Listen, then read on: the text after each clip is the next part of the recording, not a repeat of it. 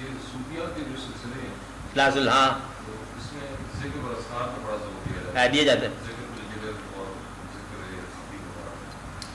ایک دوسرا گروپ یہ کہتا ہے کہ یہ ہندوؤں سے لیا گیا سلسلہ سارا اور اسلام سے اس کا کوئی تعلق نہیں. ذکر کا یہ نفر ہے نفر ہے ذکر نہیں. تو اس کی کیا حیثیت؟ او ہو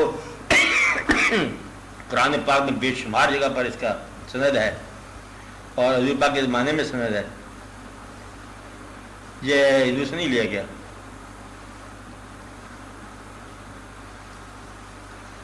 ذکرن کثیرہ آپ صاحب لفظ ہے ہاں فذکرونی اذکرکم بھی ہے واشکروا لی ہاں اللہ بذکر اللہ. اور ایک جگہ پر ہے کہ آپ کے مثل علیہ ذکری اور ایک اور جگہ پر ہے کہ جب یہ ذکر کیا جاتا ہے تو ان کے دل جو ہے یہ نرم ہو جاتے ہیں. پھر ذکر کیا جاتا ہے کہ یہ اپنی کروٹ ذکر کرتے ہیں کیا موقع مطلب یہ ذکر کرتے جا رہے ہیں. ذکر کا بار بار حکم ہے. اچھا یہ سلسلہ عین اسلامی ہے, سلسلہ سے بالکل جائز ہے. آپ اس میں یہ جو کچھ لوگ کہتے ہیں کہ اسے ہندوؤں سے لیا گیا, یہ نہیں ہے, بالکل مسلمانوں کا اپنا سلسلہ ہے اور ڈائریکٹلی بلکہ ہندوؤں کو تو مسلمان کیا ہے سلسلوں نے, اسے ہندوؤں سے تو لیا نہیں ہے نا بلکہ ہندوؤں کو تو دیا ہے. تو صورت یہ ہے کہ ذکر کا جو ہے جواز ہے اور صوفیاء کرام کی طرف سے جواز بھی ہے اور بزرگان دینی سب کی طرف سے جواز ہے. اس کے اندر بھی یہ بات ہے کہ کبھی ذکر کر کے آپ دیکھو کسی سلسلے میں شامل ہو کے ذکر کر کے دیکھو, یہ عین مسلمانوں کا طریقہ ہے. کہتے یہ ہیں کہ اگر ذکر تنہائی میں کرو, اللہ نے کہا نا کہ تم میرا ذکر کرو میں تمہارا ذکر کروں گا, تو کہتے یہ ہیں کہ تم تنہا ذکر کرو اللہ تنہا ذکر کرے گا, تم محفل میں ذکر کرو اللہ فرشتوں کی جماعت میں ذکر کرے گا. ایک دفعہ ایسا واقعہ ہوا کہ حضور پاک تشریف لے گئے, کچھ لوگ بیٹھے ہوئے تھے, آپ ان کے پاس گئے, اسلام آپ لوگ کیا کر رہے تھے؟ انہوں نے کہا جی ہم تو بس اللہ کا ذکر کر رہے تھے. آپ نے فرمایا اور کوئی دنیاوی غرض و غایت نہیں ہے یہاں بیٹھنے کی؟ اور نہیں, بالکل کوئی اور مدعا نہیں ہے. ان کا نہیں ہے. آپ نے فرمایا مبارک ہو, مجھے یہ وہی نازل ہوئی ہے کہ ان لوگوں کو مبارک دے دو کہ یہ صرف میری یاد کے لیے اور میرے ذکر کے لیے بیٹھے ہیں, اور ان لوگوں کا بڑا مقام ہے جو صرف اللہ تعالیٰ کی یاد اس کے ذکر کے لیے بیٹھے ہیں. ذکر کا مطلب ہوتا ہے یاد, ایک بات. دوسرا ذکر کے درجات ہیں کہ خالی پکارنا سمجھے بغیر, ایک ہے سمجھ کے ساتھ غور کے ساتھ. ذکر کا ایک انتہائی درجہ جو ہے نا وہ فکر ہے, وہ اسے عملی کی بات ہے. ذکر جو ہے نا بالکل جواز اس کا ہے اور ذکر کرنا چاہیے کثرت سے.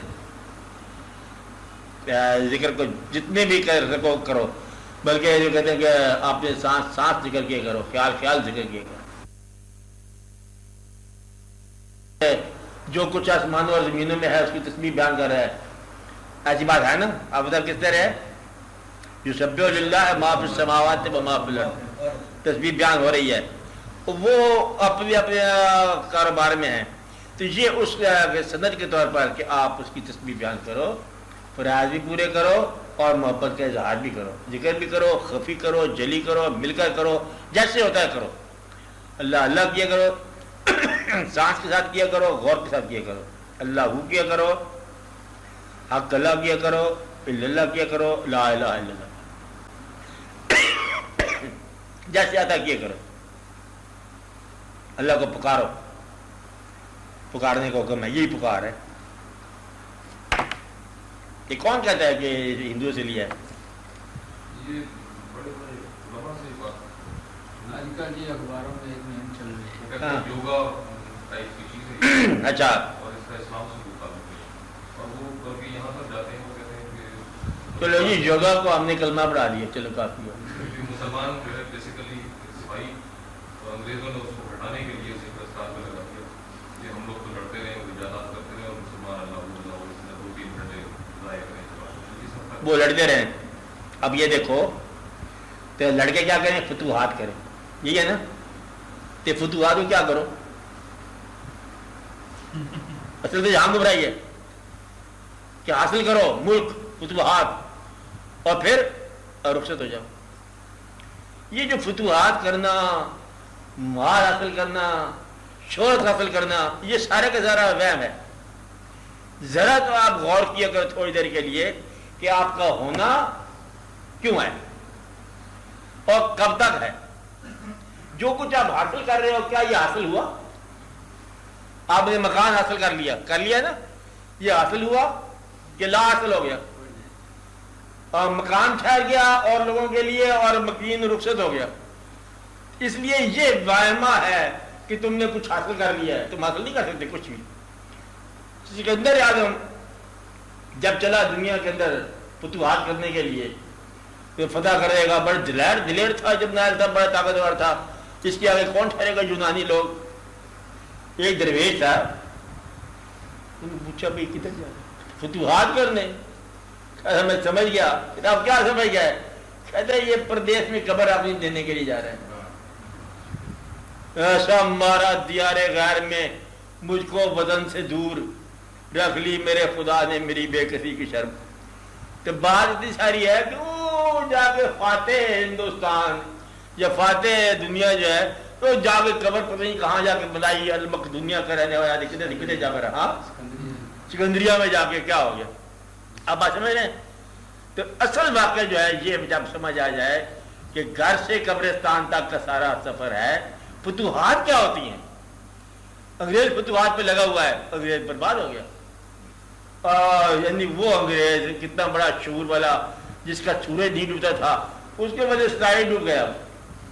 اب اچھا میرے یہ ہے اصل میں مسلمان کو غور کرنا چاہیے کہ انگریز نہیں لگایا، یہ ذکر کی وجہ سے ہی بدلے بدولت سے قائم ہے. ایک دفعہ میں دیکھا کہ ایئرپورٹ پر کچھ بزرگ آدمی ذکر کر رہے تھے اپنے مریدوں سمیت. ایئرپورٹ پورے ایئرپورٹ کے اندر شور زور ساتھ تقریر کیا. انہوں نے کہا دیکھو بھائی جہاز تم چلا رہے ہو، تم لوگ ڈر رہے ہو کہ ہم ذکر کر رہے ہیں کہ ہم شاید پسماندہ ہیں، تو ہمارے ذکر کی بدولت تمہارے دم سے یہ سارا قائم ہے، یہ نظام ہی دم سے قائم ہے. تو مدعا یہ ہے کہ اس میں اندیشہ نہیں کیا کرو، ڈرا نہیں کرو کہ لوگ کیا کہیں گے کہ ذکر کرتا ہے. اس زمانے میں تو کرنا چاہیے آپ کو. باقی اگر آپ ذکر نہیں کریں کیا کریں گے؟ دکان کریں گے، کاروبار کریں گے، فتوحات کریں گے. فتوحات کی اصلیت دریافت کر لو. فتوحات ہیں کیا؟ فتوحات ایک چیز کرنی تھی فتح، کہ موت کو فتح کر لو. وہ تم سارے مل کے نہیں کر سکے آج تک. بڑا افسوس کی بات، شرمندگی کی بات ہے. اتنے بڑے ڈاکٹر، اتنے بڑے دنیا کے انسان موت نہیں فتح کر سکے. ایک فرشتہ کو مار دو، اسرائیل کو مارا کر دو، وہ کدھر نہیں مرتا آپ سے. تو پھر تمہاری فتوحات کیا ہے؟ بات کیا رہے گی؟ کس طرح ہے؟ سارا ہی بدلے بے بات جھگڑا. اس لیے اس بات پہ ذرا غور کرو. دیکھو